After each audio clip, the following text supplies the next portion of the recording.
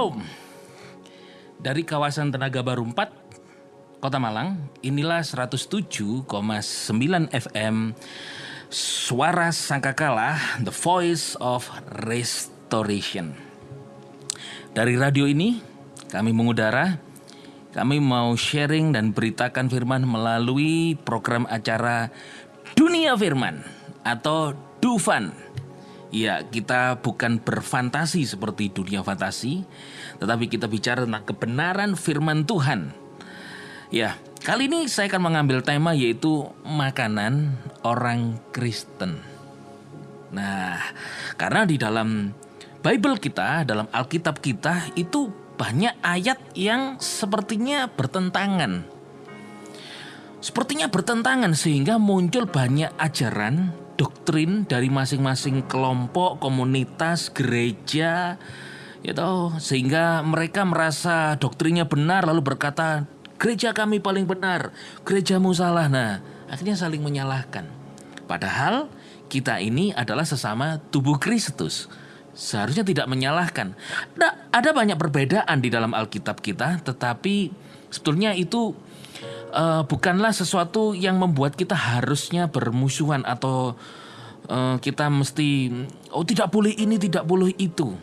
Nah, untuk itu kali ini di dalam dunia firman kita akan melihat beberapa perbedaan itu melalui kacamata firman Tuhan yang betul, dan kita akan memakai atau menggunakan firman Tuhan untuk kehidupan kita ini, itu secara langsung atau tidak, dengan cara yang namanya Tuhan sudah kasih cara dalam Alkitab kita, yaitu namanya rightly dividing the word of truth, atau memilah firman kebenaran dengan benar. Nah, untuk itu saya akan sharingkan kepada saudara dengan judul makanan orang percaya ini. Nah, makanan pun ada banyak pertentangan, boleh makan ini, boleh makan itu, gitu kan. Oh, gak boleh makan ini, najis. Oh, gak boleh makan itu. Oh, boleh kok. Tapi juga ada firman Tuhan berkata, jangan menjadi batu sandungan. Nah, kita akan melihatnya itu dengan cara bagaimana memilah firman kebenaran dengan benar. Karena apa? Dalam 2 Timotius pasal yang kedua 15 dikatakan study. Nah, mesti belajar, study. To show thyself approved unto God, untuk menunjukkan dirimu kepada Tuhan, a workman that needed not to be ashamed, sebagai seorang pekerja, pelayan, murid, orang Kristen gitu ya, yang tidak merasa malu, rightly dividing the word of truth. Bagaimana memilah, membagi dengan benar firman kebenaran. Firmannya udah benar nih, supaya kita gereja Tuhan tidak saling menyalahkan, merasa benar sendiri karena firmannya paling benar, doktrinnya paling benar. Kita kembali saja kepada Alkitab kita, di dalam Alkitab kita. Nah, oke. Karena apa? Dalam Kolose pasal yang keempat, ayat yang kelima dikatakan, hiduplah dengan penuh hikmat terhadap mereka yang belum percaya, dan pergunakanlah waktu yang ada. Jadi kita mesti berhikmat dengan firman Tuhan ini, hidup dengan penuh hikmat. Kepada siapa? Ya, mereka yang belum percaya. Belum percaya ini tidak dikatakan kepada orang tidak percaya Yesus saja. Tidak. Ada banyak orang Kristen yang percaya boleh makan babi. Ini orang Kristen sendiri loh. Tapi ada sekelompok orang Kristen yang berkata tidak boleh makan babi. Najis, tidak bersih, unclean gitu kan. Padahal orang Kristen sendiri ini belum agama Kristen dengan agama yang lainnya. Nah, boleh tidak? Lalu sehingga ada orang Kristen yang percaya boleh makan babi atau tidak. Ada yang berkata tidak boleh makan darah, itu nyawa. Ada yang berkata enggak, darah hewan digoreng enak dede, kata orang Jawa. Itu enak, gurih. Jangan makan, dan seterusnya. Maka dari itu bagaimana kita berkata-kata mesti berhikmat. Ayat yang ke-6 Kolose pasal 4 dikatakan, biarlah perkataanmu selalu penuh anugerah dan tidak hambar. Nah, ini dia perkataan kita, sehingga kita sudah benar. Oke deh, kamu yang sekelompok orang yang makan babi, Dan sekelompok orang yang tidak makan babi, sama-sama orang Kristen, yang tidak makan babi, biarlah perkataanmu tidak berkata, jangan makan babi, najis. Loh, itu kan agama lain. Oh tidak, ini firman Tuhan berkata begitu. Ayo sebagai anak Tuhan, biarlah perkataanmu selalu penuh anugerah, ya toh, dan tidak hambar, sehingga kamu mengetahui bagaimana harus memberi jawaban kepada setiap orang. Jadi anak-anak Tuhan yang menjadi berkat. Jadi anak-anak Tuhan yang bisa menjadi dampak yang baik, menuntun kepada satu dengan yang lain. Nah, ayo kita melihat ya. Di dalam Bible kita ini ada beberapa contoh. Ayo kita melihat ketika ada di dalam firman Tuhan ini. Sebelum saya sampaikan contoh ini, biarlah kita ini, saudara, firman Tuhan itu ada banyak perbedaan nanti tentang makanan. Ini kita masih bicara tentang makanan. Maka dari itu kita mesti belajar bagaimana memilah firman kebenaran dengan benar. Nah, kita mesti mematuhi segala sesuatu yang ada dalam Alkitab. Apakah betul demikian? Ingat, tidak semua instruksi, perintah firman Tuhan itu ditujukan kepada kita langsung. All the Bible is written for us, but not every verse written to us or written about us. Setiap firman Tuhan, semua dari Kejadian sampai Wahyu itu bagi kita. Tapi tidak setiap ayat itu ditulis tentang kita atau berbicara tentang kita. Maka dari itu kita sebaiknya memang tidak bertengkar antara satu orang percaya dengan orang yang lain. Kenapa? Tugas kita itu hanya membedakan instruksi, mana yang harus kita patuhi, mana yang tidak. Lalu alasannya mengapa? Supaya tidak dikira tidak melakukan firman. Tidak gitu. Nah, perlu diperhatikan 4 hal. Bagaimana kita memilah firman dengan benar. Yang perlu kita perhatikan adalah ini. 1, who? Siapa yang berbicara dan siapa yang mendengarkan? Kalau yang berbicara itu adalah Bapa di surga, Yahweh Elohim sendiri, tentu pasti pendengarnya kalau dalam perjanjian lama orang Israel sendiri. Karena sangat jarang gitu, bahkan hampir tidak ditemukan di perjanjian baru, Yahweh Elohim Bapa di surga itu langsung berbicara kepada umatnya. Pasti melalui Yesus Kristus, melalui Roh Kudus, betul tidak? Yang kedua adalah what? Apa yang dibicarakan? Konteksnya apa? Gitu loh. Iya kan? Lah saudara berbicara makan pizza di sekelompok orang Jawa yang makan mendol gitu ya. Tahu mendol ya? Tempe dari tempe yang dibusuk dan dimakan. Pasti nggak nyambung gitu kan. Betul nggak saudara? Tapi punya makanan sendiri-sendiri. Pemakan pizza dan pemakan mendol atau tempe busuk itu. Nah, apa yang dibicarakan? Lalu yang ketiga when? Kapan bicaranya? Kapan? Di waktu apa? Konteksnya apa? Lalu yang keempat adalah why. Mengapa mereka membicarakan itu?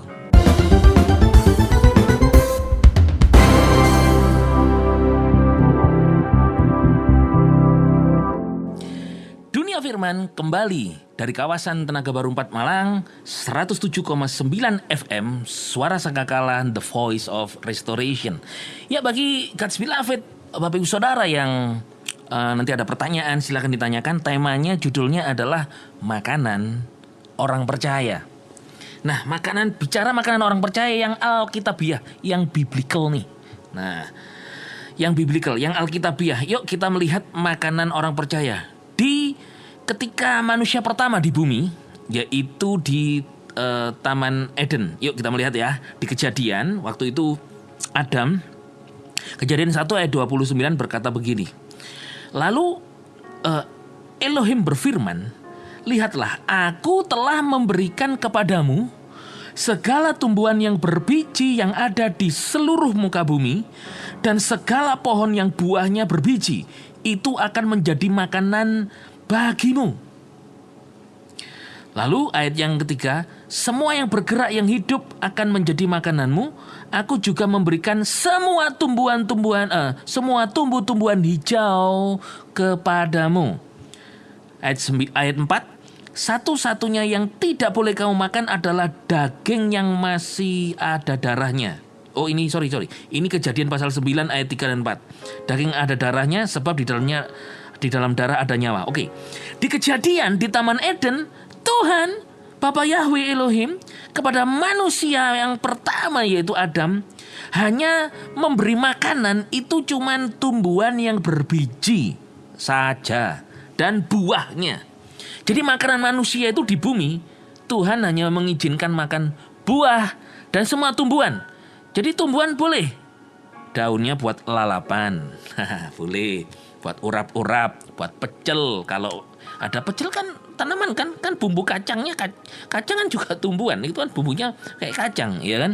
Terus ada pedesnya lombok, nah cabai itu kan tumbuhan, itu makanannya.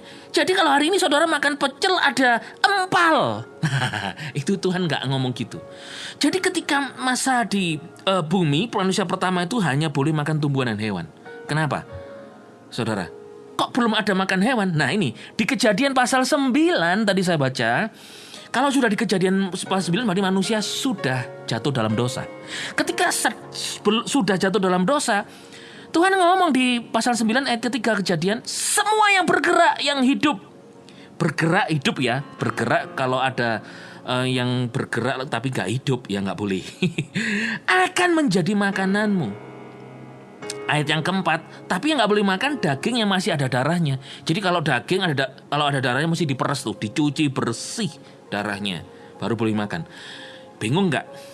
Ayat Alkitab kok bertentangan? Satu boleh makan tumbuhan saja, satu boleh makan hewan. Yang di sini kok nggak boleh? Adam kok nggak boleh? Ingat, Adam belum jatuh dalam dosa. Ketika manusia sudah berubah jadi berdosa, boleh makan hewan, tapi yang ada darahnya nggak boleh. Karena dalam darah ada nyawa katanya. Nah sudah kan? Bingung nggak saudara? Ayat Alkitab kok bertentangan? Sehingga kalau ini dijadikan doktrin sebuah gereja, gereja akan satu yang ngomong, kita hanya vegetarian seperti Adam. Gereja lain berkata, oh enggak, makan sate boleh, yang penting darahnya nggak ada. Makan empal boleh, gitu. Wah bertengkar jadinya. Tapi semuanya Alkitabiah. Alkitabiah. Bener. Sesuai Alkitab. Nah perhatikan. Karena masanya berbeda. Satu masa ketika manusia masih innocent tuh. Gak bersalah. Makanya disebut masa itu adalah masa dispensation of innocence. Atau masa di mana dalam rumah tangga. Arti dispensasi itu artinya bukan pengecualian ya. Dalam Alkitab. Dispensation itu dalam bahasa aslinya adalah oikonomia. Dari oikos dan nomos, yang artinya adalah rumah tangganya Tuhan. Cara Tuhan mengatur manusia. Cara Tuhan mengatur manusia dalam setiap rumah tangganya berbeda. Saya punya keluarga, punya rumah tangga, punya aturan A. Ada orang lain punya rumah tangga aturan B. Ini namanya dispensasi, yaitu cara mengatur rumah tangga sendiri-sendiri. Saudara punya anak dua. Walaupun sama laki-laki, cara memperlakukan anak laki pertama dan anak kedua pasti beda, betul? Itu namanya dispensasi kalau menurut Alkitab. Nah, Tuhan punya masa dispensasinya, cara memperlakukan manusia, itu punya cara yang berbeda. Ketika belum jatuh dalam dosa, boleh makan semua tumbuhan, hewan nggak boleh. Tapi ketika sudah jatuh dalam dosa, boleh. Ada sedikit kebebasan di sana. Lalu apakah itu sebuah aturan yang mengikat? Nah, di dalam imamat berubah lagi aturan Tuhan. Rumah tangga Tuhan berubah lagi. Imamat pasal yang ke-11 ayat yang ke-3 berkata, ayat yang kedua berkata begini. Berbicaralah kepada Bani Israel dengan mengatakan, inilah binatang yang boleh kamu makan dari segala hewan yang di bumi. Dari segala hewan yang di bumi yang boleh dimakan itu adalah, dari antara hewan itu ayat 3, kamu boleh makan setiap hewan yang berkuku belah, kukunya berbentuk celah dan memamah biak. Lalu ayat yang 4, dari hewan memamah biak, dari hewan kuku belah, kamu tidak boleh memakan unta. Walau ia memamah biak, unta nggak boleh dimakan. Lalu kamu tidak boleh memakan juga, karena itu najis. Sebab apa? Tidak berkuku belah dan najis. Lalu pelanduk, sebab ia memamah biak, itu najis juga. Ayat yang ke-6, kelinci hutan, itu juga najis. Ayat yang ke-7, demikian juga dengan babi. Jadi unta, babi, pelanduk, kelinci hutan. Nah ini sekarang babi aja deh yang kebanyakan di orang Kristen. Di imamat gak boleh lo makan babi. Najis, itu unclean. Bahasa aslinya artinya unclean tuh gak bersih. Lalu, ini bingung nih. Alkitab ini gimana sih? Membingungkan deh. Boleh, ini gak boleh makan hewan. Ini boleh, tapi darahnya, yang ada darahnya gak boleh. Ini gak boleh makan babi. Semua hewan boleh nih. Nah, lalu di 1 Timotius pasal 4 ayat yang keempat dikatakan gini. Karena segala sesuatu yang diciptakan Elohim itu baik dan tak satu pun yang buruk. Jadi jika diterima dengan ucapan syukur, karena semua itu telah disucikan melalui firman Elohim dan doa. Yang makan babi ngomong gini, loh sudah disucikan loh dengan firman Elohim, berarti boleh. Kelompok Kristen yang lain, gak boleh, ini loh ayatnya di Imamat. Saudara, semua benar, sudah selesai. Jangan saling benar, saling menyalahkan. Karena apa? Ini hanya bicara tentang masa dispensasi, di mana cara Tuhan memperlakukan Israel waktu itu gak boleh makan. Kenapa sih gak boleh makan babi? Kalau sekarang kok boleh?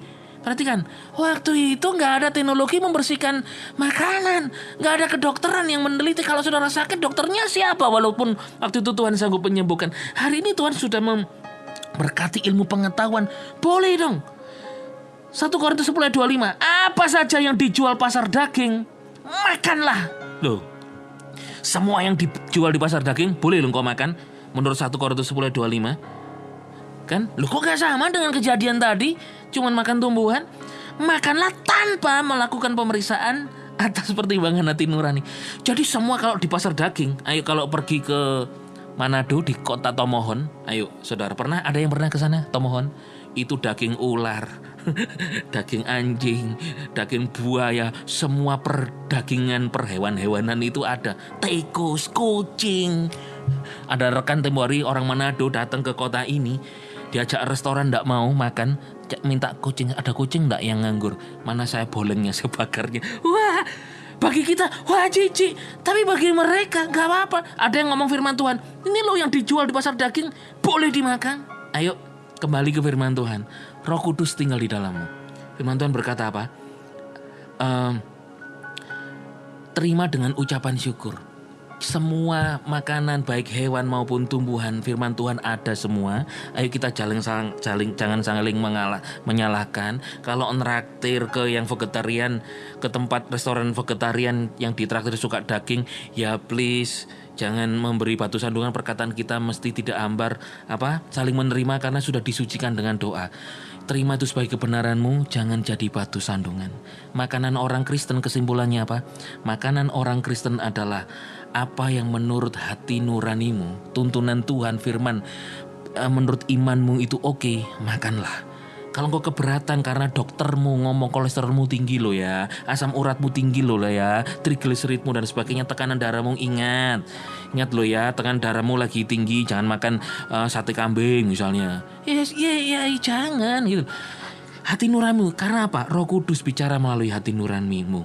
Yuk, sebagai orang Kristen, kita menjadi berkat bagi orang lain, tidak benar-benar sendiri. Kita satu tubuh Kristus, bila kita saling memberkati. Tuhan memberimu iman, kepercayaan, pegang apa yang ada padamu. Makanan sebuah orang Kristen adalah apa yang Tuhan sudah sediakan. Engkau ucapkan syukur karena telah disucikan dengan firman dan doa. Percaya, tubuhmu sehat, kau diberkati. Yesus Masiah, bless you.